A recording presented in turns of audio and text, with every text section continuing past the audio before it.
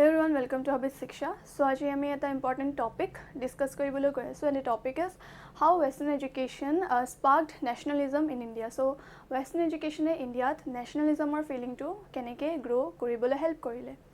So আমি যদি 1800s সময়লৈ যাও and ইন্ডিয়াক যদি আমি তেতিয়া চাবলৈ যাও তেনেহলে ইন্ডিয়াৰ যোন এডুকেশনৰ সিচুৱেশন আছিল ইন্ডিয়াত সেই সিচুৱেশন এটো একেবাৰে ভাল নাছিল ঠিক আছে so schools and colleges and universities ইমান বেছি নাছিল ইন্ডিয়াত and people were not educated. So British সকলে কি কৰিলে ইন্ডিয়াত ওয়েস্টাৰ্ণ এডুকেশন ইন্ট্ৰোডিউস কৰিলে and তেওঁলোকে ইন্ট্ৰোডিউস কৰিলে ওয়েস্টাৰ্ণ এডুকেশন কিহৰ কাৰণে যেহেতু ইন্ডিয়াৰ মানুহসকলক তেওঁলোকে এডুকেট কৰিব পাৰে and নিজৰ এডমিনিষ্ট্ৰেচন চলাবৰ কাৰণে ব্ৰিটিছ সকলৰ আমি হেল্প কৰিব পাৰো and তাৰ কাৰণে তেওঁলোকে ওয়েস্টাৰ্ণ এডুকেশন ইন্ডিয়াত ইন্ট্ৰোডিউস কৰিছিল ফৰ देयर পাৰ্সোনাল মোটিভস ঠিক আছে বাট ব্ৰিটিছ সকলৰ এইটো যে প্ল্যান আছিল যে ইন্ডিয়াৰ মানুহসকলক আমি এডুকেট কৰিম and আমাৰ আৰু আমি এটা ক্লাছ অফ মানুহ বনাম যোনে আমাৰ হেল্প কৰিব সো সেই প্ল্যানটো কাইন্ড অফ ব্যাকফায়াৰ কৰি দিলে ঠিক আছে কাৰণ ইন্ডিয়াৰ মানুহে এডুকেটেড হোৱাৰ লগে লগে ন্যাশনালিজমৰ ফিলিং ইন্ডিয়াত গ্ৰো হ'বলৈ ষ্টাৰ্ট কৰিলে and কেনেকৈ কৰিলে সো আমি এতিয়া পঢ়িবলৈ গৈ আছো So, our point number 1 hobo introduction of enlightenment ideas. ঠিক আছে so western education যেতিয়া ইন্ডিয়াত ইন্ট্ৰোডিউস কৰা হৈছিল তাৰ লগতে যোনবোৰ মানুহ আছিল গ্ৰেট থিংকাৰছ যোনবোৰ আছিল ন সো তেওঁলোকৰ যোনবোৰ থটস আছিল আমাৰ ইন্ডিয়াৰ মানুহসকলে তেওঁলোকৰ থটস এন্ড তেওঁলোকৰ বিষয় পঢ়িবলৈ পাইছিল ঠিক আছে so thinkers like Rousseau, Locke and Voltaire ঠিক আছে সো যেতিয়া ইন্ডিয়াৰ মানুহসকলে তেওঁলোকৰ থটস তেওঁলোকে এনেকুৱা ধৰণে ভাবে ন ক্ৰিটিকেল থিংকিং তেওঁলোকে কেনেকৈ কৰে সো সেই সকলোবোৰ বস্তু পঢ়ি তেওঁলোকৰ কথা শুনি মানুহসকলে ইনস্পায়াৰ হৈছিল ঠিক আছে এন্ড তেওঁলোকে কেনেকুৱা ফিলিং কেনেকুৱা থটক ডিসক্ৰাইব কৰিছিল লিবাৰ্টি ইকুৱালিটি জাস্টিস ডেমক্ৰেসি ঠিক আছে এনেকুৱা আইডিয়াস তেওঁলোকে বিলিভ কৰিছিল তেওঁলোকে তেনেকুৱা থিংকাৰছ আছিল যোনে ইকুৱালিটিত বিলিভ কৰিছিল যোনে ইন্ডিপেন্ডেন্ট হোৱাত বিলিভ কৰিছিল যোনে ৰাইটছত বিলিভ কৰিছিল এন্ড ইন্ডিয়াৰ মানুহসকলে যেতিয়া তেওঁলোকৰ বিষয় পঢ়িলে তেওঁলোকো ইনফ্লুৱেন্স হোৱা ষ্টাৰ্ট হৈছিল ঠিক আছে so this was the first step আমি কব পাৰো then exposure to the concept of nation state যেতিয়া ইন্ডিয়াৰ মানুহসকলে গম পালে যে যেনেকৈ আমি সাপোজ এক্সাম্পল এটা লো ইউৰোপৰ যোনটো কন্টিনেন্ট আছে তাতে যোনবোৰ ষ্টেটস আছে বা কান্ট্ৰিজ আছে সেই কান্ট্ৰিজ বিলাকৰ মাজত আমি 1800s ৰ কথা কৈ আছো বহুত তেওঁলোকৰ মাজত ইউনিটি আছিল ঠিক আছে সো তেনেকুৱা নেশন ষ্টেটৰ কনসেপ্ট আছিল মানে ইউৰোপ এজ আ হোল এটা কান্ট্ৰি হয় এটা নিজৰ ইউনাইটেড কান্ট্ৰি কাইন্ড অফ আমি কব পাৰো ঠিক আছে সো যেতিয়া তেওঁলোকে দেখিলে যে ইউৰোপ এটা ইমান ডাঙৰ কন্টিনেন্ট হৈ তেওঁলোকে যদি ইউনাইটেড হৈ আছে তেনেহলে আমিও কি হ'ব লাগিব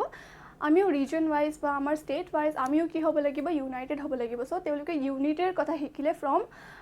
যেতিয়া ব্ৰিটিছসকলে ওয়েস্টাৰ্ণ এডুকেশন ইন্ডিয়াত ইন্ট্ৰোডিউস কৰিলে ঠিক আছে so this encouraged them to see India as one nation ঠিক আছে ইন্ডিয়া আমি জানো ইন্ডিয়া ইমান ডাইভাৰ্স কান্ট্ৰি হয় ডিফাৰেন্ট ইমান ল্যাঙ্গুৱেজেস মানুহে কয় তাৰপিছত ডিফাৰেন্ট কালচাৰস আছে ট্ৰেডিশনস আছে মানুহে বহুত ডিফাৰেন্ট বিলিভস ফলো কৰে ন বাট তথাপিও আমি এজ আ হোল কি কো আমি ইন্ডিয়ান হয় সো সেই ইন্ডিয়ান হোৱাটো ন ওয়ান নেশনৰ ফিলিংটো ৰেজ কৰিবৰ কাৰণে হেল্প কৰিছিলে ওয়েস্টাৰ্ণ এডুকেশন ঠিক আছে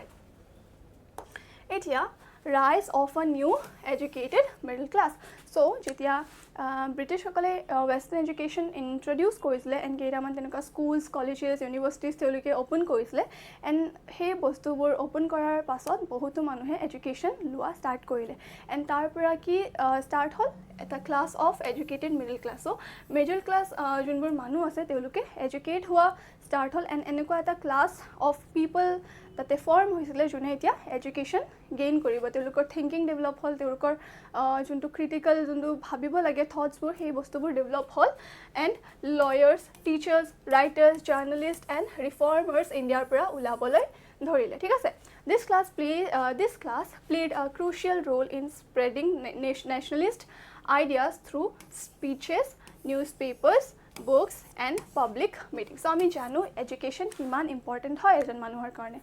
এডুকেশন যদি থাকে তেনেহলে হে মানুহৰ আইডিয়াস মানুহৰ থিংকিং মানুহৰ ফিলিংছবোৰ আমি গ্ৰো কৰিব পাৰো ঠিক আছে সো যেতিয়া এটা ক্লাছ অফ তেনেকুৱা মানুহ যেতিয়া ডেভেলপ হ'বলৈ ষ্টাৰ্ট কৰিলে যোনে এডুকেশন ললে ন সো তেওঁলোকৰ পৰা কি ডেভেলপ হৈছিল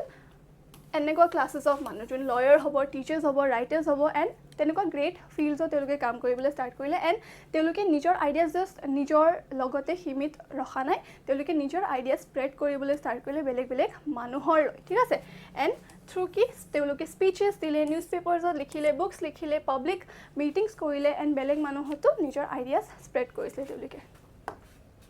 then awareness of rights and justice. So এতিয়া ৱেষ্টাৰ্ণ এডুকেশ্যনত বহুতো তেনেকুৱা ৰাইটিংছ আছিল বা বহুতো তেনেকুৱা ধৰণৰ এডুকেশ্যন আছিল য'ত আমাক জাষ্টিছ এণ্ড ৰাইটছৰ কথা শিকাইছিলে যেতিয়া, কিন্তু তেতিয়া আমাৰ ইণ্ডিয়াৰ মানুহসকলে এই সকলোবোৰ টাৰ্মছ বা এই সকলোবোৰ যোনটো ৱৰ্ডছ আছে, ৰাইট কি হয়, জাষ্টিছ কি হয়, ফ্ৰীডম কি হয়, সেই বস্তুৰ লগত আৱেৰ নাছিলে। বাট ৱেষ্টাৰ্ণ এডুকেশ্যন যেতিয়া আহিলে আমাৰ ইণ্ডিয়াৰ মানুহসকল কি হ'ল, ৰাইটছ কি হয় ন, ফ্ৰীডম কি হয়, ফ্ৰীডম অফ স্পীচ, ইকুৱালিটি, সকলোবোৰ বস্তু তেওঁলোকে নিউ টাৰ্মছৰ পৰা তেওঁলোকে কাইণ্ড অফ ইণ্ট্ৰডিউচ হৈছিলে, ঠিক আছে। Then criticism of British policies. এতিয়া যেতিয়া মানুহৰ থিংকিং স্প্ৰেড হ'বলৈ ধৰিলে, যেতিয়া থিংকিং গ্ৰ' হ'ল তেওঁলোকৰ, তেতিয়া মানুহসকলে ব্ৰিটিছৰ যোনটো আনফেয়াৰ যোনবোৰ আমাৰ ওপৰত তেওঁলোকে এক্সপ্লইটেশ্যন কৰিছিলে, যোনবোৰ আনফেয়াৰ যোনবোৰ আমাৰ লগত ৰুলছ লগাইছিলে, তাৰ এগেইনষ্টত তেওঁলোকে ষ্টেণ্ড ল'বলৈ ষ্টাৰ্ট কৰিলে, ঠিক আছে। তেওঁলোকে ষ্টেণ্ড ল'লে থ্ৰু তেওঁলোকে কেইটামান তেনেকুৱা পেম্ফলেট পাব্লিছ কৰিছিলে, মেগাজিনছ লিখিছিলে, নিউজ পেপাৰ্ছত তেওঁলোকে নিজৰ ভইচেছ ৰেইজ কৰিছিলে, ঠিক আছে। এণ্ড তেওঁলোকে ব্ৰিটিছৰ আণ্ডাৰত এতিয়া জাষ্ট তেনেকুৱা তেওঁলোকে ছুপ্ৰেছ হৈ থকা নাই, তেওঁলোকে কুৱেশ্যন কৰা ষ্টাৰ্ট কৰিছিল থ্ৰু দেয়াৰ এডুকেশ্যন, ঠিক আছে। এতিয়া unity through a common language. এতিয়া মই কৈছিলোঁ যে English as a language choose কৰা হৈছিলে মানুহক এডুকেট কৰিবৰ কাৰণে, এণ্ড সেই বস্তু এটা মানে কাইণ্ড অফ কমন এটা বস্তু হৈ গ'ল যোনে ইণ্ডিয়ান মানুহক হেল্প কৰিলে, ঠিক আছে। চ' ইংলিছ কমন, আমি জানো ইণ্ডিয়া ইমান ডাইভাৰ্ছ কাণ্ট্ৰি হয়, ডিফাৰেণ্ট পাৰ্টছত ডিফাৰেণ্ট লেংগুৱেজেছ মানুহে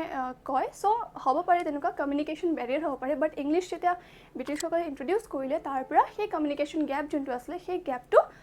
কাইণ্ড অফ ফুলফিল হ'ল, ঠিক আছে। চ' ইণ্ডিয়াৰ মানুহসকলৰ লগত এতিয়া এনেকুৱা কমন এটা লেংগুৱেজ আছিলে যাৰ দ্বাৰা মানুহে এতিয়া কমিউনিকেট কৰিব পাৰিব ইজিলি। চ' মই যদি কিবা ক'ব খোজোঁ তেওঁ বুজি পাব, এণ্ড তেওঁ যদি কিবা ক'ব খোজে মই বুজি পাম। চ' ইংলিছে তেনেকুৱা এটা লিংক বুলি আমি ক'ব পাৰোঁ, লিংক এটা তেনেকুৱা চাৰ্ভ কৰিলে যোনে সেই কমিউনিকেশ্যন বেৰিয়াৰক ব্ৰিজ কৰিব, ঠিক আছে। It helped in the formation of pan-Indian organizations like the Indian National Congress in 1885, ঠিক আছে। চ' ইংলিছ যদি তেনেকুৱা কমন যদি লেংগুৱেজ নহ'লে হয়, তেনেহ'লে মেবি আমি তেনেকৈ কমিউনিকেট কৰিব নোৱাৰিলে হয় ইজিলি। ইনস্পিৰেশ্যন ফ্ৰম আদাৰ নেশ্যনেলিষ্ট মুভমেণ্টছ। এতিয়া ইণ্ডিয়ানছ মানুহসকলে যেতিয়া যোনবোৰ ৱেষ্টাৰ্ণ কাণ্ট্ৰিজ আছে বা বাহিৰৰ কাণ্ট্ৰিজ আছে, তেওঁলোকৰ যোনবোৰ মুভমেণ্ট বা তেওঁলোকে নিজৰ ৰাইটৰ কাৰণে কেনেকৈ ফাইট কৰিছিল, যেনেকৈ আমি গম পাওঁ ন, ইউৰোপ এণ্ড আমেৰিকা, যেনেকৈ ফ্ৰেঞ্চ ৰেভলিউশ্যন আমি জানো, আমেৰিকান তেওঁলোকে ইণ্ডিপেণ্ডেঞ্চৰ কাৰণে কেনেকৈ ফাইট কৰিছিলে। চ' সেইবোৰ যেতিয়া পঢ়িলে, সেইবোৰৰ কথা যেতিয়া গম পালে তেওঁলোকে, চ' তেওঁলোকেও ভাবিবলৈ ষ্টাৰ্ট কৰিলে যদি তেওঁলোকে পাৰে তেনে আমি কিয় নোৱাৰোঁ নিজৰ ৰাইটৰ কাৰণে ফাইট কৰিব। চ' সেই বস্তুৱে তেওঁলোকক ইনস্পায়াৰ কৰিলে, if they can why can't we, ঠিক আছে। চ' সেই বস্তুৱে তেওঁলোকক মটিভেট কৰিলে যে ব্ৰিটিছৰ আনফেয়াৰ যোনটো প্ৰেক্টিছ আছে তাৰ এগেইনষ্টত আমি কেনেকৈ ষ্টেণ্ড ল'ম। Then platform for reform and resistance. এতিয়া ৱেষ্টাৰ্ণ এডুকেশ্যন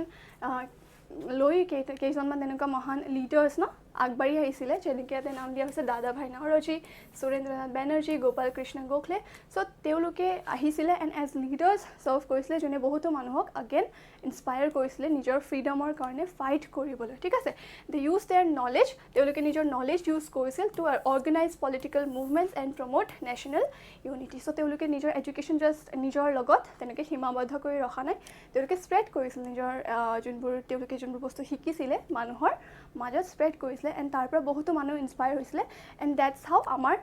যোনবোৰ এটা নেশ্যনেলিজমৰ ফিলিং হয়, সেই ফিলিংটো গ্ৰ' হৈছিলে ইণ্ডিয়াত। চ' ইন শ্বৰ্ট যদি মই ক'ব যাওঁ, তেনেহ'লে ৱেষ্টাৰ্ণ এডুকেশ্যনে কেনেকৈ ছাৰ্ভ কৰিলে আমাৰ ইণ্ডিয়াৰ মানুহসকলৰ মাজত যোনটো কনচিয়াছনেছ আছিল, দেন এৱেৰনেছ এণ্ড এডুকেশ্যন আমাৰ ইণ্ডিয়াৰ মানুহসকলৰ মাজত সেই বস্তু গ্ৰ' কৰিলে। এণ্ড তাৰ পৰাই কি হ'ল, বহুতো এনেকুৱা লিডাৰ্ছৰ বাৰ্থ হৈছিলে যোনে এট লাষ্ট কি কৰিলে বহুতো মানুহক ইনস্পায়াৰ কৰিছিলে to fight for their freedom. এতিয়া আমি যদি ৱেষ্টাৰ্ণ এডুকেশ্যনক চাব যাওঁ, তেনেহ'লে ৱেষ্টাৰ্ণ এডুকেশ্যনক আমি ক'ব পাৰোঁ যে এটা চিডৰ নিচিনা ক'ব পাৰোঁ, যোনে আমাৰ ইণ্ডিয়াৰ মানুহৰ মনত নেশ্যনেলিজমৰ ফিলিংটো গ্ৰ' কৰিছিল ন। ইয়াৰ পৰা ষ্টাৰ্ট হৈছিলে আমাৰ ফ্ৰীডমৰ যোনটো ষ্ট্ৰাগল হয় বা ফাইট হয়, আমি ইয়াৰ পৰাই ষ্টাৰ্ট হৈছিলে বুলি ক'ব পাৰোঁ চ' ব্ৰিটিছে আমি যদি সৰুকৈ ক'ব যাওঁ চ' ব্ৰিটিছে যোনটো প্লেনিং কৰিছিলে আমাৰ ইণ্ডিয়াৰ মানুহক নিজৰ কামৰ কাৰণে ইউজ কৰিবলৈ কাইণ্ড অফ সেই বস্তুটো ব্ৰিটিছসকলৰ কাৰণে বেকফায়াৰ কৰিলে এণ্ড আমাকে এট লাষ্ট হেল্প কৰিলে ন চ' উইথ দিছ আমি আজিৰ টপিকটো শেষ কৰিলোঁ হোপফুলি তোমালোকে মই আজি কি বুজালোঁ